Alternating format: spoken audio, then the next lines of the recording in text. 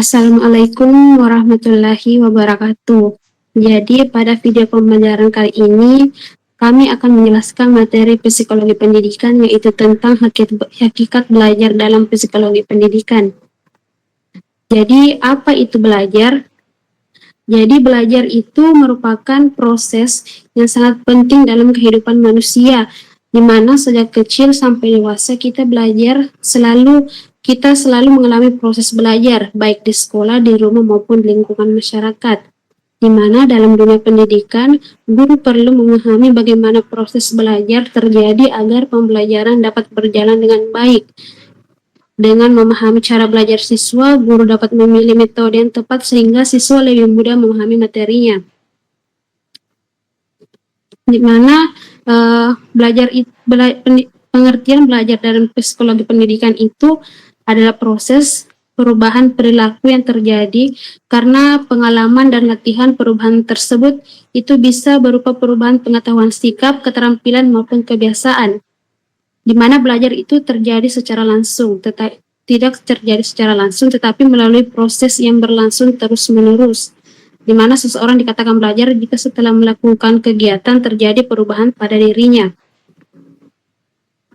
Jadi dalam psikologi pendidikan itu sendiri ada 7 teori belajar. Yang pertama yaitu ada behaviorisme, kedua ada kognitif sosial, ketiga ada konstruktivisme, keempat ada pemrosesan informasi, humanistik, dan konektivitisme. Dari ketujuh teori ini tidak hanya dipelajari tapi juga diterapkan dalam pembelajaran. Nah, untuk penjelasan lebih lanjutnya nanti akan dijelaskan oleh pemateri selanjutnya.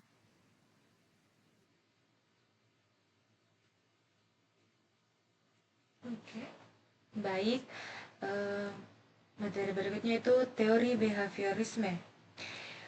Apa itu teori behaviorisme? Itu menjelaskan bahwa belajar terjadi karena stimulus dan respon.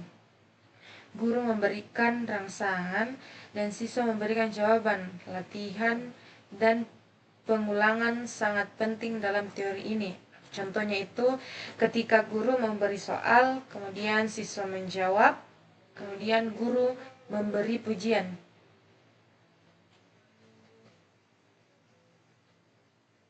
Berikutnya, penerapan behaviorisme. Dalam pembelajaran, guru memberi pertanyaan, siswa menjawab, kemudian guru memberi nilai atau pujian. Dengan latihan yang sering, siswa akan lebih mudah memahami materi.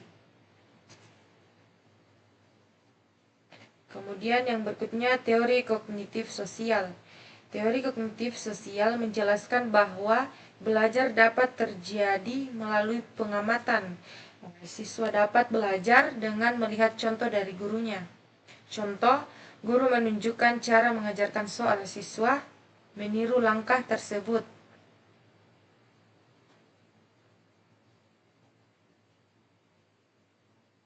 Berikutnya, teori konstruktivisme kognitif.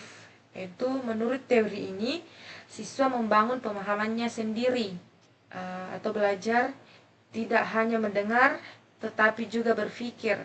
Contoh, siswa menjelaskan kembali materi, siswa menjawab dengan kata sendiri, dan belajar akan lebih bermakna jika siswa aktif.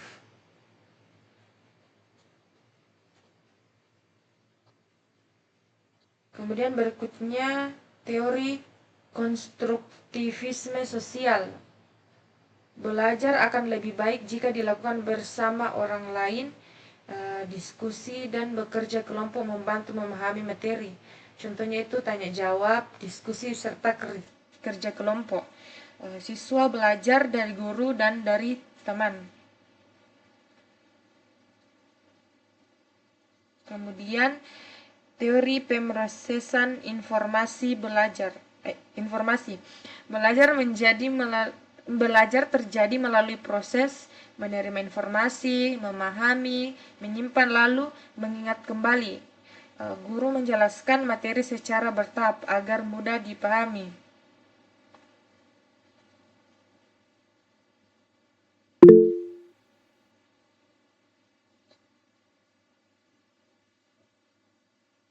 Oke, mungkin ada pertanyaan dari adik-adik. Saya Kak mau bertanya.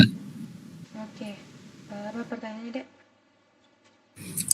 Jadi saya ingin bertanya di bagian pemrosesan informasi. Jadi apa saja tahapan dalam teori pemrosesan informasi? Baik, mungkin sekian. Saya kembalikan.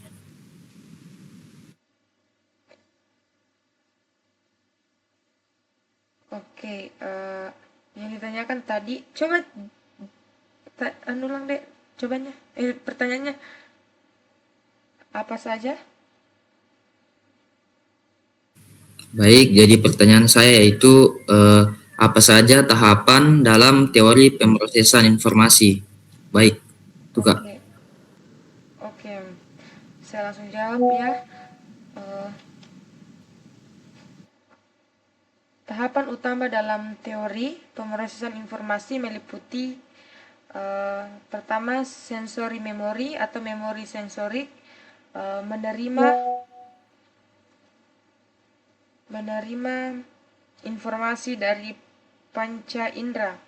Kemudian short term memory, memori jangka pendek, menyimpan informasi sementara untuk diproses. Kemudian long term memory, memori jangka panjang, menyimpan informasi dalam waktu yang lama. Saya kembalikan ke adik, kata jawabannya diterima. Iya Kak, terima kasih atas jawabannya. Oke. Baik, untuk materi selanjutnya saya serahkan ke pemateri berikutnya.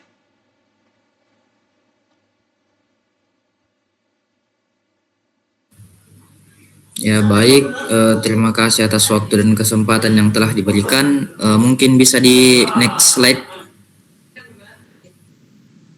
Nah baik, jadi adapun materi selanjutnya yaitu tentang teori humanistis. Jadi mungkin teman-teman ada yang tahu apa itu teori humanistis?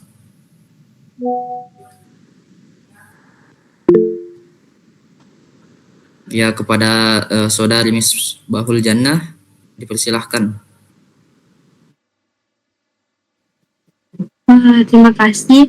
Jadi teori humanistik itu adalah teori dalam bidang psikologi dan ilmu pendidikan yang menekankan pentingnya pengembangan potensi diri manusia secara menyeluruh.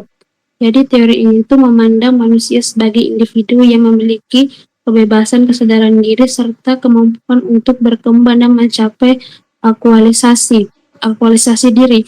Jadi dalam proses pembelajaran, teori humanistik itu menekankan bahwa belajar bertujuan untuk membantu seseorang memahami dirinya, mengembangkan kepribadian, serta mencapai potensi terbaik yang dimilikinya. Itu aja, Kak. Nah, ya betul sekali ya yang telah dikatakan oleh saudari Miss Bahul Jannah. Jadi teori humanistis sendiri itu teori yang dalam bidang psikologi pendidikan yang menekankan pentingnya pengembangan potensi diri manusia secara menyeluruh. Dan teori humanistis sendiri menekankan perasaan dan motivasi dalam belajar. Jadi siswa akan mudah belajar jika siswa itu merasa nyaman, siswanya merasa percaya diri dan tidak takut. Jadi guru itu harus memberi semangat dan dukungan kepada siswanya. Begitu. Mungkin bisa di next slide. Nah, selanjutnya itu teori konektivisme.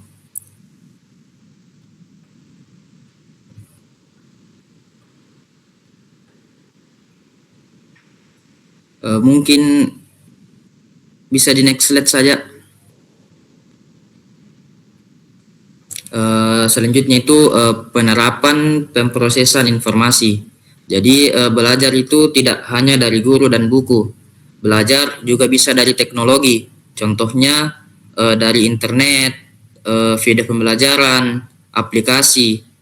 Jadi siswa itu dapat mencari informasinya sendiri. Baik, sebelum saya lanjut, mungkin ada dari teman yang ingin bertanya.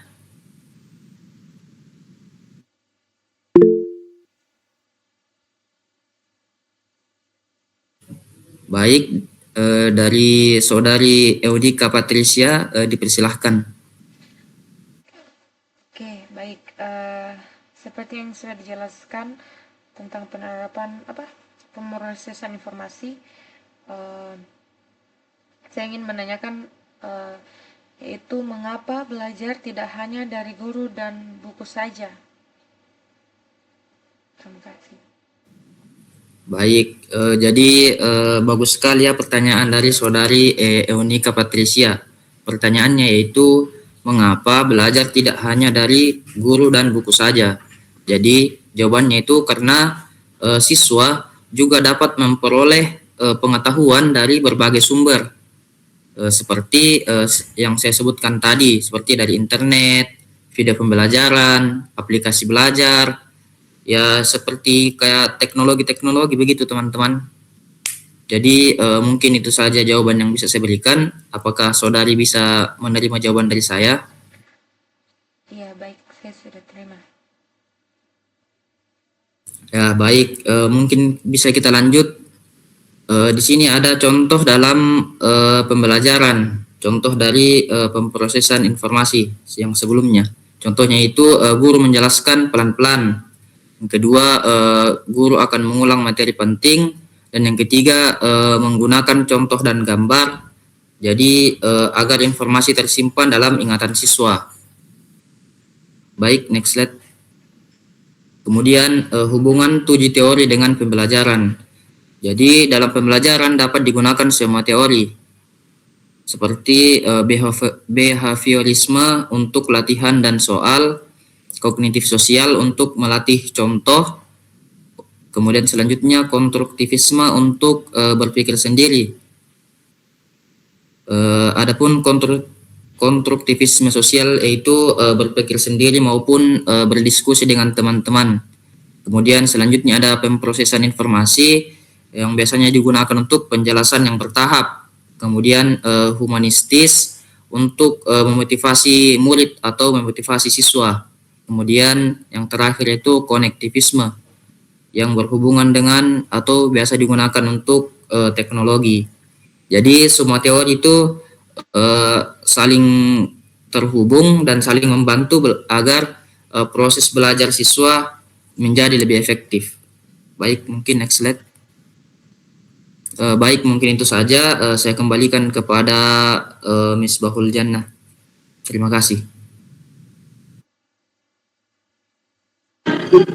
Baik, jadi kesimpulan dari materinya itu belajar pada hakikatnya adalah proses transformasi perilaku yang lahir dari akumulasi pengalaman melalui pemahaman terhadap tujuh teori utama, mulai dari pembentukan kebiasaan, behaviorisme, proses mental dan sosial, kognitif dan konstruktivisme, sehingga pemanfaatan jaringan digital atau konektivisme. Jadi pendidik itu dapat merancang strategi pembelajaran yang lebih presisi. Tidak ada teori yang terdiri dari efektivitas pendidikan justru mencapai ketika kita mampu mengombinasikan kekuatan setiap teori untuk menjawab kebutuhan siswa yang beragam.